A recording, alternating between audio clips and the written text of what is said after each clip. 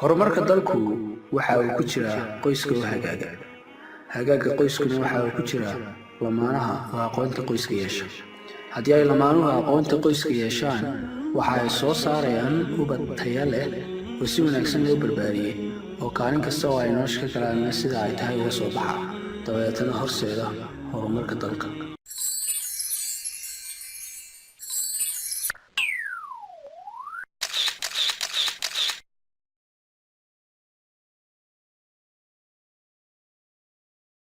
bulshadeena waxaa dhex mushaaxa hadallo ay ka mid yihiin guurkii ayaa qaaliyoobay oo kharash badan ayaa ku baxa, halka ay jiraan lamaano tiro badan oo qoysas samaystay oo aanu ka bixin kharash sidaa u fara badan. marka halkee ayay wax ka khaldan yihiin? guurka inuu kharash badan ku baxo waa wax ay dadku sameeyeen, waa dad sameeyay, waa arrin la xallin karo oo si fudud loo samayn karo. sababaha keenay inuu guurku kharash badan ku baxaana waa ay badan yihiin oo kuma koobna oo keliya ta gabadha oo wiilka weydiisata meher qaaliya amaba alaab qaaliya oo ay guriga u soo dhigo amaba dalabaad uu ku baxay kharash tiro badan. 7 sababood ayaa ugu waaweyn waxyaabaha sababa in ay guurarka qaarkood uu kharash ka badan ku baxo amaba uu qaali noqdo. sababta koowaad waxa weeyaan maciishadii oo qaaliyoobay. casrigan aynu joogno waxa diintii saameeyay sixir barar, shay kasta qiimihiisa ayaa kor u kacay. sidaa daraaddeed qofku markuu soo iibsanayo alaabaha asaasiga ah ee uu guriga dhiganayo, lacagtii waxay noqonaysaa lacag qaali ah oo ku baxaysa.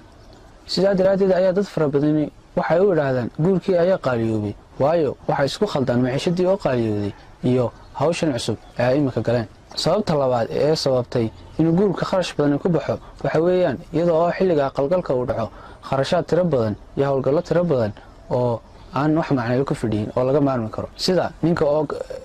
loo soo shaxaad doonto ama isagii duco la weydiisto oo halkii ay ahayd in isaga la kaabo oo lacag loogu daro in isagii la yiraahdo duco noo dhiib. sidoo kale kharashaadka aan muhiimka ahayn ee tahay in meesha laga saaray ee baxa waxa weeyaan isbarashada labada xaafadood. iminka waxaa soo kordhay in dumarkii labada xaafadood intay isku yimaadaan uu kharash badan ku baxo oo xagga inanta dumarkooduna ay casuumad ballaaran diyaariyaan, xagga ninka dumarkooduna ay soo iibiyaan alaabo tiro badan oo qaaliya, waxaas oo kharashana lagu soo dalaco ninka. waxaa kaloo ka mid ah kharashaadka aan muhiimka ahayn ee ay ahayd inay lamaanaha iyaga ku soo noqdaan aroosyada lagu qabanayo hodheelada qaaliga, waxaasoo kharasha ee ku baxa waxyaabaha aan muhiimka ahayn. waxaa habboonayd oo wanaagsanaan lahayd inay lamaanuhu iyagu isticmaalaan halka ay tahay in iyaga loo cunayo oo loo isticmaalayo. haddii ay lamaanuhu waxaasoo kharasha iyagu isticmaalaan, waxaa ka kayfaysmaya kharashaad tiro badan oo ay marka hore u haysteen inuu qaali ahaa. wuxuu noqday waan odhan karanaaba faan la isku faanay, labadii ehel ay isku faanayaan, saas buu qaali noqday. aad buu qaali ugu yahay. waxaa sabab u ah hooyadii waalidka sabab u ah. waxaan qalada koowaad ee waalidku ay kaga jiraan gaarka guurka. waxaan odhan karaa waalidka laftiisa inay ganacsi kala gelinayaan oo ku faanayaan. niyo horta lababa wasay ka dhigato. sababta saddexaad ee iyaduna kaliftay in guurka kharash badan ku baxa waxa weeye waa waalidiinta qaarkood ayaa waxaa laga yaabaa in ay ku doodaan inanta waa lagu soo tabcay oo intaas la soo leekeysiyay kharash badan ayaa ku baxay. waarun oo inanta waa lagu soo tabcay, balse su'aasha isweydiinta le waxa weeyaan waalidiintu inanta ma waxay ku soo tabceen si ay hadhow lacag uga helaan oo ay ninka uga ganacsadaan hadhow soo dooranaya, mise waxay ugu tabceen waajib ay gudanayeen oo Ilaahay saaray oo markii ay ka soo baxeen Ilaahay ajar ku siinayo, haddii ay dayici lahaayeenna Ilaahay ku ciqaabayo. waarun inanta kharash badan ayaa galay, balse wiilka iyo gabadha ujeedada ay isku guursanayaan waxa weeyaan in ay nolol wadaagaan, ma aha in ay waalidku ay inanta ka ganacsadaan oo ay yiraahdaan inanta waan ku soo tacabnay kharash badan ayaa naga soo baxay oo intaas ayaan soo leekaysiinay. balse waxa baan anigu aaminsanahay aragtideeda in ay iyagu duco ugu daraan, waayo waxa uu ka kafeeyay inaan guriga u sii joogi lahayd. sababta afraad ee iyaduna kaliftay inuu guurka kharash badan ku baxaa waxa weeye in la isugu faano. hablaha qaarkood ayaa waxaaba ugu dalbanaya ninka in uu kharash badan ku geliyo waa si ay hadhow ugu faanaan oo ay yiraahdaan intaasoo kharash ayaa nagu baxday markay hablaha kale dhex joogaan. sidoo kale waxaa la arkaa in hablaha qaarkood ay isbarbar dhigaan hablaha kale iyaga oo leh heblaayaba intaas ayaa lagu bixiyey, anigana haddii aan intaa laygu bixin taladayba tala maaha. laakiin barigii hore kalifaad may ahaan jirin oo ninka barigii hore doonaya inuu guursado quruxdu waxay ku jirtay in reerka uu ka dhashay reer ka durugsan uu ka soo guursado, isaga oo reerkaa ka durugsanna xoolaha loo geynaya haddaanu wada lahayn tolku iska caawin jira. tusaale ahaan reer durugsan buu rabaa inuu ka soo guursado, iyaga oo tolkii magacooda ilaalinaya bay odhan jireen hebel ha la kaaliyo oo ha laga caawiyo yaradka iyo gabaatiga. iyagoo iyaga laftoodu gabadhaa xoolaha laga bixiyey ee deegaanka durugsan laga soo guursaday in loo aayi doono berigii hore oo faana kama madhnayn isu baahiina kama madhnayn oo berigii hore dadku reer guuraagu hay isu guuridaa la isu guurayo haddii gabadhaasi reerkii ka soo jeedo inta abaar xumi dhacdo xaggooda loo guuro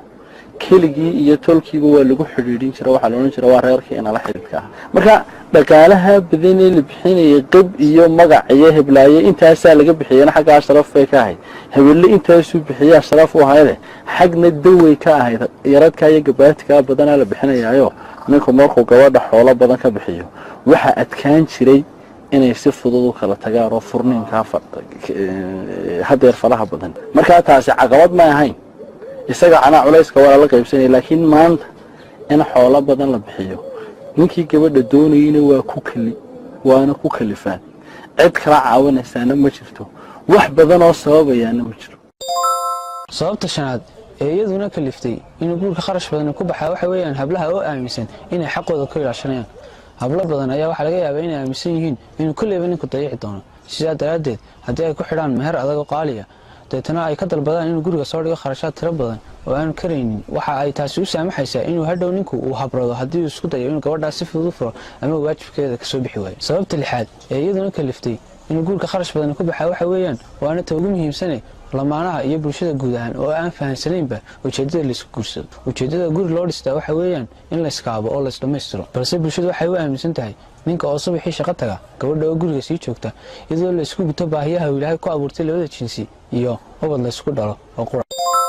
haddaba sidee ayaa lagu yarayn karaa kharashaadka tirada badan leh ee ku baxa qoysaska qaarkood arrinta koowaad ee lagu yarayn karaa waxa weeyaan in lamaanaha iyo bulshada guud ahaanba ay isla fahmaan in muhiimadda loo guursanayaa ay tahay in wiilka iyo gabadhu ay isdhammaystirayaan oo iskaabayaan oo ay noloshoo dhan wada wadaagayaan qofna cidda dhammaystiraysa ama waxuu faa'iido ku helayo kharash badan isagoo kuma bixiyo balse isaga ayaa doonta waayo faa'iidadiisa ayaa ku jirta arrinta labaad ee aynu ku yarayn karno kharashaadka tirada badan leh ee ku baxa guurka waxa weeyaan inay lamaanaha dhallinyarada ahi ay nolosha ka bilaabaan inta ay karayaan iyo sida ay karayaan iyo sida uu dakhligoodu yahay lamaanaha qaarkood iyagoo oo dhallinyara oo hadda noloshii soo garay oo haatan shaqo helay oo aan lacag badan ururin ayaa waxay u dhaqmaan sidii nin in badan shaqaynayay 50 sano 30 sano iyo 40 sano waxaad arkaysaa iyagoo guryo qaaliya kiraysanaya alaabo qaaliya guriga dhiganaya deetana isku kalifaya waxyaabo tiro badan oo aan karaynin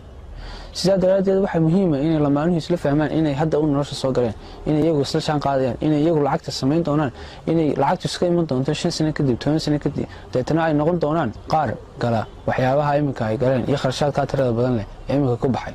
sidoo kale waxaa muhiim ah inay ogaadaan niman badan oo tijaaro oo casrigan jooga oo iminka dee qaarkood odayaal ay noqdeen in markii ay dhalinyarta ahaayeen aanay qaarkood haysanin waxay dab ku shitaan markaa nolosheeda isbedelaysa yaanay degdegin bulshaduna waa inay saa u fahmaan lamaanuhuna gaar ahaan xagga gabadha waa inay u fahantaa sidaa iyada arrinta saddexaad ee lagu yarayn karaa waxa weeyaan in xilliga aqalgalka ama xilliga la gelayo in inta lasoo doono in meesha laga saaro howlgallada tirada badan leh ee wata kharashaadka aan muhiimka ahayn waxaa jira howlgallada kharashaadkooga oo haddii meesha laga saari lahaa ay fiicnaan lahayd oo lacagta noocaas inanka ka baxaysa haddii gurigiisa ku cishan lahaa wax badan ka kafayn lahayd sidaa daraaddeed waa muhiim kharashaadka noocaas in meesha laga saaro arrinta afraad ee lagu yarayn karo kharashaadka noocaasi waxa weeyaan in ay dowladdu ka warhayso maciishadda ee la soo dejinayo inay ganacsatadu ay ilaahay ka baqaan oo alaabaha ay inoo keenayaan aanay ku dhufanin lacag qaaliya si ay uga helaan faa'iido degdega iyagoo ay tahay inay inoo soo dejiyaan alaabo jaban sidoo kale waa ay fiicnaan lahayd haddii ay ganacsatadu dhisi lahayd guryo jaban oo kiradeedu ay aad u jaban tahay oo loogu talagalay dadka xaasleyda ah ee iminku nolosha soo galan waalidiintana waxaa la gudboon iyagana inaanay cidhiiri gelin wiilka inanta ka soo doonaya ee iyaga laftoodii mas-uuliyaddii ka saarnayd inanta kala wareegaya waayo iyaga laftooda ayay arrintaasi faa'iido ugu jirta waa inay ku fikirto hooyadu siday xataa ilmaheeda inanteeda sariir ugu dhigi lahayd ay guur xalaala ugu dhici lahayd saanay xaaraan ugu dhahay hadday waalidku soo dhaweynayaan ninka faqiirka ah oo inantooda iyagoo ka dadaalaya inay macsi badan ku dhacdo inay waayo imika waxaanu la soconaa teknolojiyada caalamaynu galnay caalamkanu la sheekaysanaa inantii waa ilbax way naga horeysaa maaha waalidiintii hore kale anagu fidoona maanaan aqoonin filina maanaan aqoonin baa kana taataabadana maanaan aqoonin laakiin saan waxaan kugu cadagelin lahaa in ay hooyadu hadii jeeraale ku dadaasho in ay ku waaliso inanteeda inay ku